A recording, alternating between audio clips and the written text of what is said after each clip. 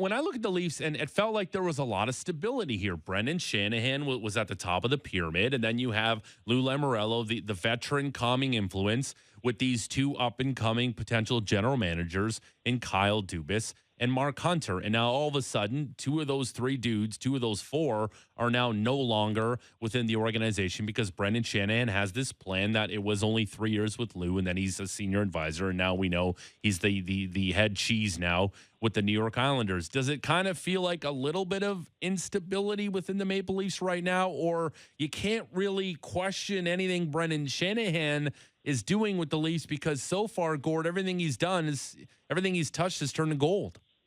Well, there's not much you could question up till April 30th when he made the announcement, and he made it clear that it wasn't Lou's decision. He just said, I advised Lou.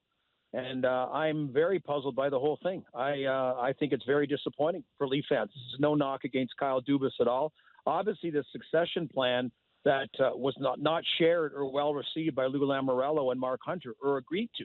So, I mean, I find that a little bit problematic. You mentioned they had appeared to have a stable front office because they had a very stable, very capable front office. And it's strange. Extremely well. And it's strange here in Toronto, Gord, for the Leaf fans not to be ripping on the GM or not to question what's going management-wise, but I think a lot of fans felt comfortable with how this organization was being handled. And why wouldn't you?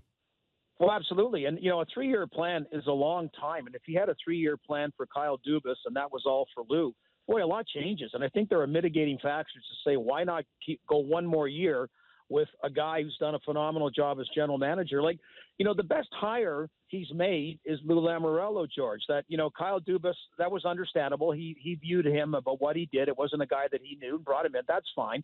In the case of Mike Babcock was gone to the Buffalo Sabres, and it was Leaf ownership that helped intercede and not announce Guy Boucher a day later and got Mike Babcock to reconsider. Lou Lamoriello came from nowhere, the announcement, and that was Brendan Shanahan, a long relationship and respect for him. And I think Brendan hit a home run with it. So I am really perplexed about saying, why it had to be now, not a year down the road. And, this story of Kyle Dubas getting a chance to go to Colorado, first of all, you're telling me Joe Sakic wasn't going to be the general manager. He was going to turn it over to somebody else. I mean, Joe Sakic, you knew, wanted to take the reins there. There was a guy named Greg Sherman that he kind of removed with the title of general manager, and he ran with it. And so I don't get the urgency because Kyle Dubas is doing a great job with the Toronto Marlies.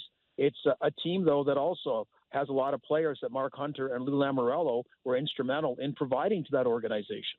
And that brings me to my next point, Gord. Obviously, that Mark Hunter, he's a guy we know with his ties to the London Knights. Him and his brother Dale have built up like an incredible junior hockey team. They're like Duke basketball of the Ontario Hockey League, and London used to be a laughingstock in the OHL until those guys came over and took it over. And clearly, he has a keen eye for junior hockey. We've seen that being the point man at the NHL draft for the Maple Leafs these last few seasons. If I'm a Leaf fan, isn't that the most unnerving thing of all of this, that you're letting a guy with such an eye for talent just walk out the door because, and I can't blame Mark Hunter, because if he thought he was in line to get the job and he doesn't get it, okay, I'm not going to stay status quo here. I'm going to go try to find something else because I was passed over for a promotion. But isn't it unnerving for Leaf fans to know that that guy with that eye for talent is no longer within the organization?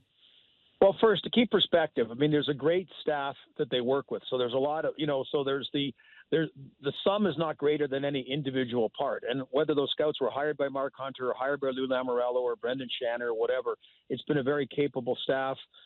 Same thing, there's a very capable guy named Brandon Pridham that's also one of the assistant general managers. But George, my perception is Mark Hunter's your go-to guy, right? So he's not even going to be there at the draft table. So if you're thinking about moves like, do we move down and take a third-round pick and, or do we move up, or was a trade, I could get this prospect, what are you thinking of? Like, that's a big commodity not to have, valued commodity not to have at the draft table. Like, it's not the end of the world. Everybody's replaceable at the end of the day, but it is very puzzling for what Brendan Shanahan put in place and so capably has really unraveled to a not insignificant degree, not disastrous, but not insignificant degree in a short period of time.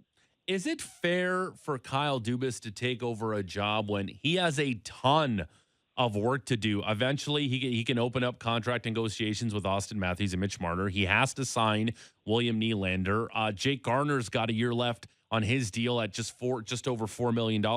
He's an unrestricted free agent next summer. We know they have to address the blue line if they want to advance further in the playoffs. The draft is next month.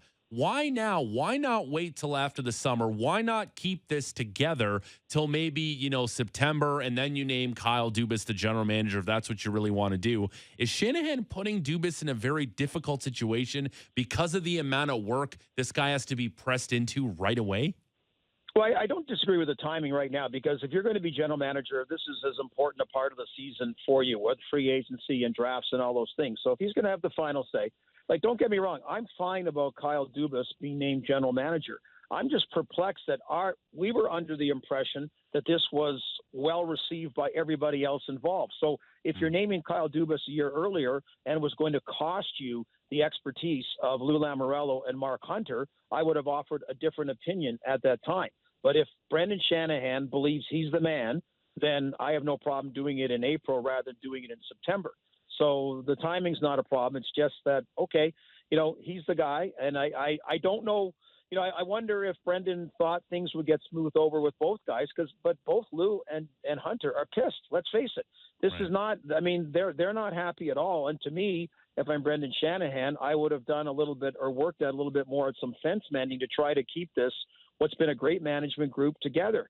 Again, the sum is stronger than any of the parts, but I don't know if he foresaw this and said, no, he's my guy and this is the way to go, or maybe Brendan Shanahan's a little bit caught off guard about one or both of the other guys leaving.